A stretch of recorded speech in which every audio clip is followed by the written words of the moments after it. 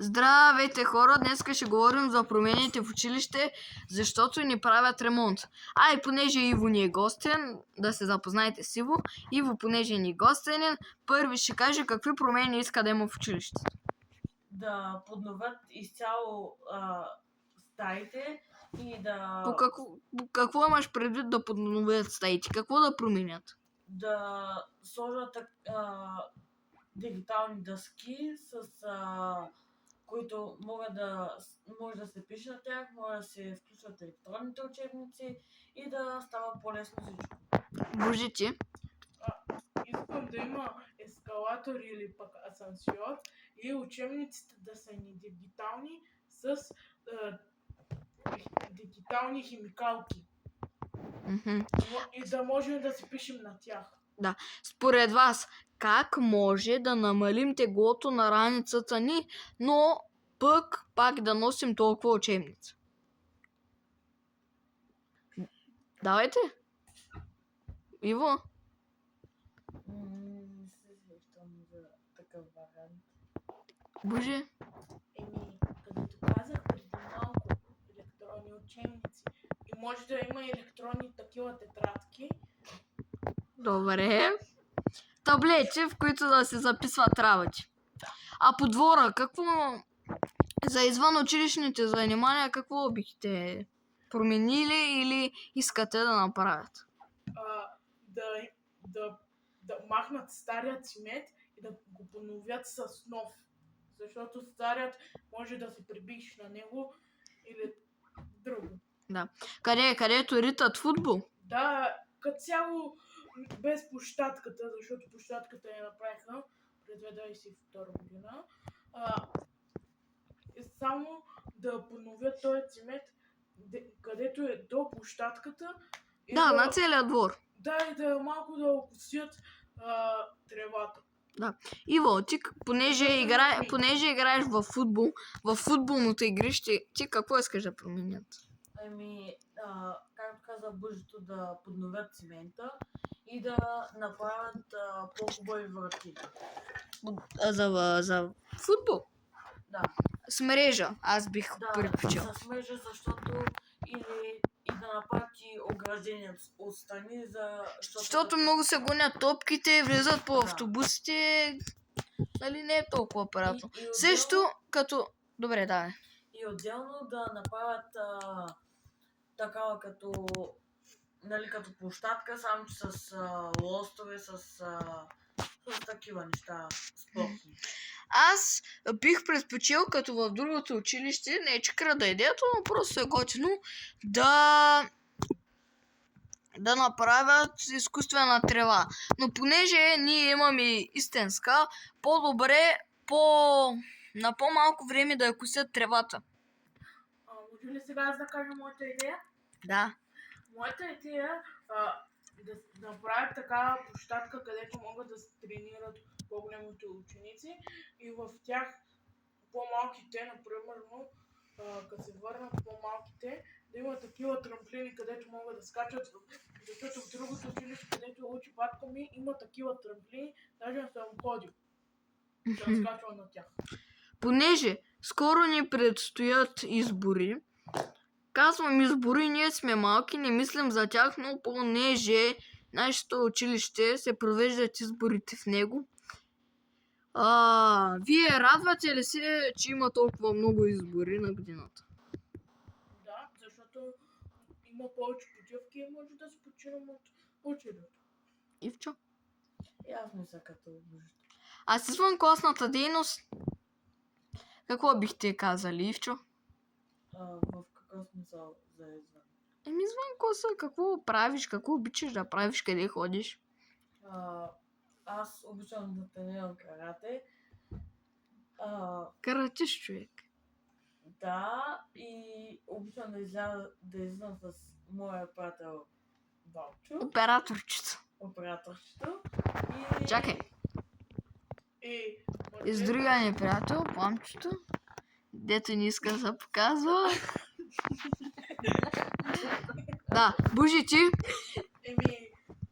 Според мен добра идея от общината да ни дадат да махнат такива автобуси, където са на газ и на бензин и да ги заменят с електрически. Ти не се возиш в автобус по принцип. Ама е добра идея за околната среда. Да. Еми, какво... Понеже, Иво, ти имаш ли медали Да. медали, да. Еми, някой път би ли ни ги показал пред камерата да се похвали? Добре. Добре. Да. Еми, долу-горе казахме нещата в училище. За домашни любимци да питам нещо. Защото, както знаем, аз имам и споменах, че Бужито има. Исках да ви разкажа малко за тях. Бужи, ще започнеш ли какви домашни любимци имаш? Имам две кучета, едното е малко, другото е по-голямо. Имам малко котенце и голяма котка, която е дърта вече и е на 3-4 години. Да. Сега Кучетата не е така, как се казват?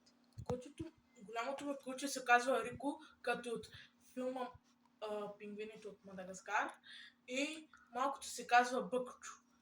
Той е много опасен и е луд. И малко и смеска е между Джак Ръсел и Джак Ръсел и Пинчер. Иво, твоите домашни любимци, поне съм сигурен за едно, което много и аз го харесвам. Да, аз имам едно голямо пухкаво куче. Преди това съм имал морско свинче, но то умря. Кучето се казва Арчи, той е на моите години горе-долу. Това е претониране. И много обича да си играе с хората, дори да не ги познава. Да, както аз много пъти идвам и той винаги ми се радва. Да. Както аз се радвам повече на кучето на Евал, отколкото на самия Евал. И бащи за тъгът ми отучен, там и за друго видео. Гара. За друго видео. Някой път искаш ли да покажем твоята къща, защото много ми хареса твоя двор. Добре. Така. Нещо да ми кажеш, понеже, нали, както знаете, аз съм рибар, но и Ивчо е рибар. Не, много, ама да. И ходил си за риба. И какви риби обичаш да хващаш? Главно или шарани, или таранги. Иначе най-много съм хващал на нашия язовир Александър Стамбулийски. Там не успяхме да хванем шарани или други риби, а само чернопер. И важното кефа. Кефа имаш ли го? Да, по 15 часа силно седяхме там. Ще спра за кратка пауза и ще продължа пак. Добре, сега. Понеже почнем да говорим за риболов, аз обичам да ходя, Ивчо обича да ходи. Да, много. И кефа. Кефа, защо обичаш да ходиш за риболов? Защото няма го през деня тази радост и напрежение, като ти кловни рибата. Няма го ти напрежение, като искаш да я извадиш. Както се казва, деня преди риболова е най-желан. Да. Поне Иво не носи толкова багаж, ама аз нося като жена, която отива на море, толкова багаж нося. Но пък поне кеф си правя, като разгъна стойката ми за риболов, фидер вайцата, шаранджийската вайца. И е доста кеф. Бужи, когато се направи Viber, също ще качваме и риболовни видеа. Бужи, понеже от моят телефон не може да качва риболовни клипове, след като се направи Viber, ще му спращам клиповете и вече ще го качваме от неговия телефон. Така, Иво, като влезеш в рибарски магазин, какво можеш да усещаш? Има усещане, че за нищо няма ми стигнат парите. Че ще си купя едно нещо, но няма да ми стигне и ще си купя още 15. Поне. Поне. Аз също съм като жена в мол. Всичко дето видя искам да го купя. Особено при мамките. Особено при мен. Така, аз понеже наскоро купих на един мой приятел лаица. Не с мои пари, ама аз му избрах всичко. И първия му шаран е 5 кг, което е много добре. Христо Ганчев се казва. Да. Ти освен за... Чакай. Добре. Да, много обичам риболов, освен за шаран и таран, за хищна риба ходил ли си? За хищна риба, освен шаран, не, но много мечтая да уча, например, за штука или за сон. Ако е защото аз му ти уредя и ще се пробвам другата седмица, ако няма пълно. Възможно. Защото аз поне ходя на реката, нали, направил съм си въйца за тапа, отдавна съм я направил, ама един път не съм чел виж тук. И бих се радвал да пробваме. Знаеш какво? На края на града на един приятел на Енев има едно язовирче, де ще го прехвърля с една ръка като него. Аз мятам много, де. Да, то с твоята макара дете няма как да... няма как Те да... само шпуват, те цяло. Няма как да ни прехвърлиш язовир. То не е от макарата са. И от ръцете. Добре, де, мога да направиш и пак да го прехвърлиш. Те малко трябва да направя, ама да. Ти по какъв начин мяташ въйца? Искам да кажа отгоре или някой те отстрани, ти как хвърлиш? Зависи какъв е терена. Когато има, например, дървета отгоре, мятам отдолу. Пък когато е Дънна чисто... въйца говоря. Дънна? Да. Дето може само отгоре и отстрани. По принцип, според мен ще е по-добре, както казах, ако има опасности отгоре, да я отстрани. Значи можеш ли да хвърлиш отстрани, защото много хора, даже и аз почти още трудно мятам настрани. Аз не мога, но съм гледал хора как го правят. Баща ти ходи ли за риба? Да. Колко ми най-големия шаран, ако знаеш? 15 кг ми каза. Нещо такова. Голям. Моя е 12,800. Мога да кача и снимки даже. Боби, само да отметна едно нещо. Значи батко ми и той иска на риболов, но баща ми няма време. Затова той ходи на дерето до нас или до някаква река и там той ловя. Но нещо стана, че му се щупи лъдицата и така нататък. Щупи или скъса? Скъса май, не знам, забравя. Защо всички хора, които не ходят за риба, вместо да кажат скъсат са кордата, казват щупит са кордата. Знам, че от пластмаса, ама защо казват щупи са? Да. Може Иво си купи нова въйца. Да. Иска и да му направя въдица за тон. Аз мога да му избера нещата. Даже аз съм си избрал един готов комплект, който 77 лева.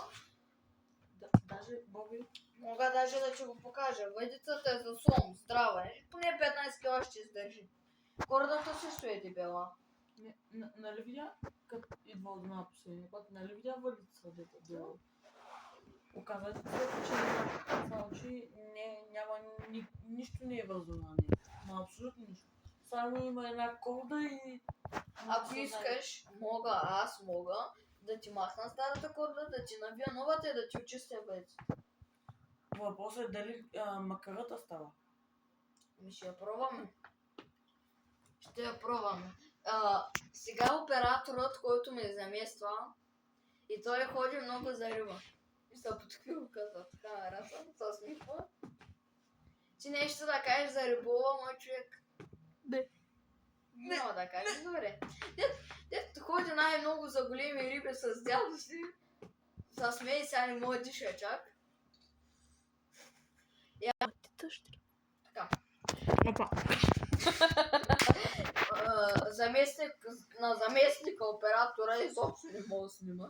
Няма значение. Малко Добре, съм накадърен. заснихме, даже някой път ще отделя около 30-40 минути за клип, с който да говоря само за риболов. Главно за Иво, ти къде искаш да отидеш на риболов? За риба. Къде частно? Частно? Да. Имам предвид рибарни, нещо такова. На рибарник не ми е чак толкова интересно, но като на река Дунав, там е по-интересно, защото там има по-хубави риби и не се плаща. Може да ходиш безплатно там и... Заплащането, да, ама че по-хубави риби, аз много не съм съгласен. Аз, въпреки че не съм ходил, гледал съм, че хващат много хубави риби.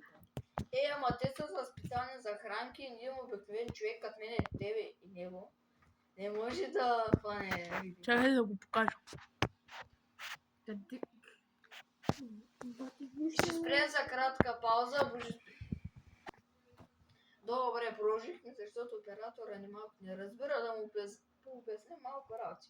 Иво, ти е били риболовство на риболов с пружина. Знаеш какво е пружина, нали? Да. По принцип да, защото... Е лесен риболовата. Само да закачаш една... Чакай, че да там е по-лесно, защото само слагаш захранката на пружината, закачаш куката с... царевичка или черва Да. и нещо такова.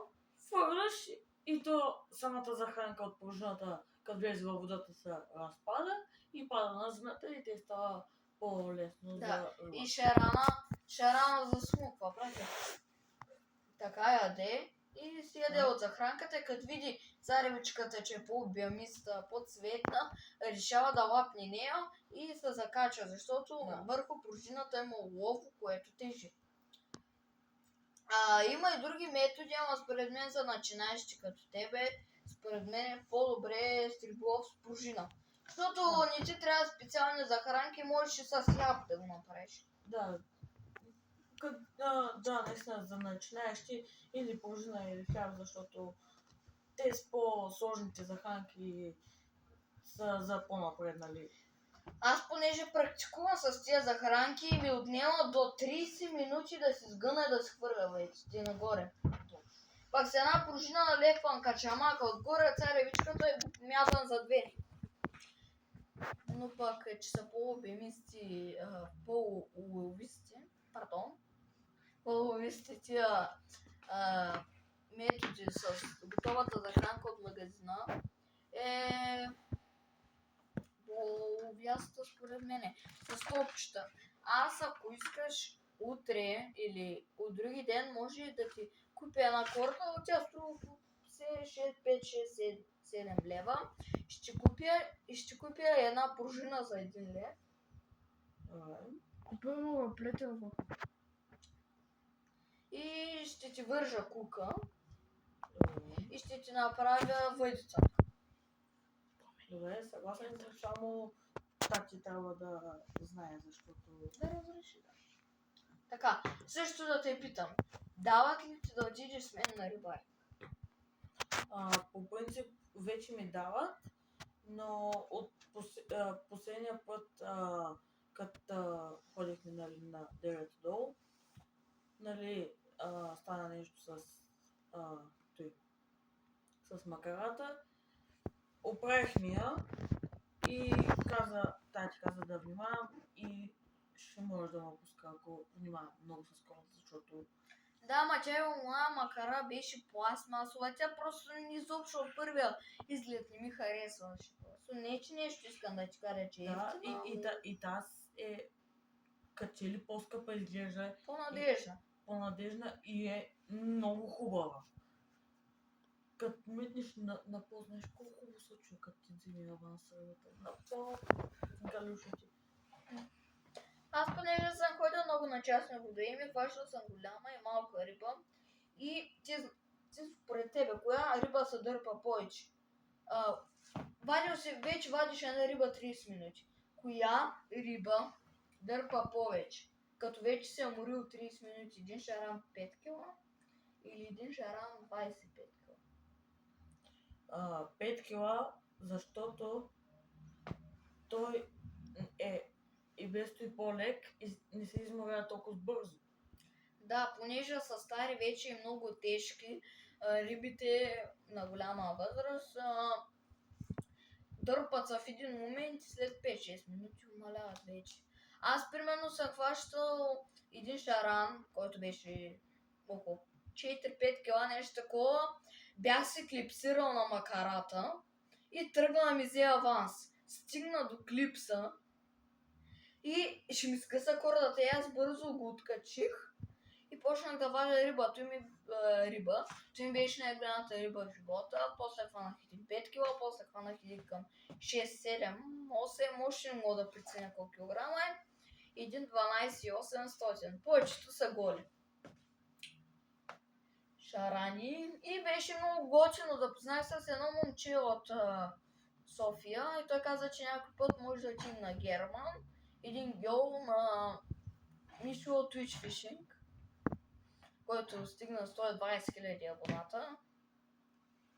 И да, и много искам да отида там, защото той постоянно зарибява, има пастърви, защото аз съм си направил спининг преди месец и половина и на изкуствени приманки въйца, но не мога да хвана, просто не мога.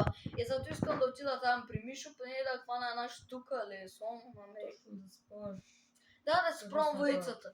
Защото аз я пробвах, махнах изкуствените приманки, сложих една кука, едно голямо лово и хващах на морето кучета. Така. Според мен клипът стана долу-горе дълъг, така че да приключваме. Кажи им чао и от тебе чао и да се абонират. И да се абонирате за... И пръснете към банката. Айде, чао!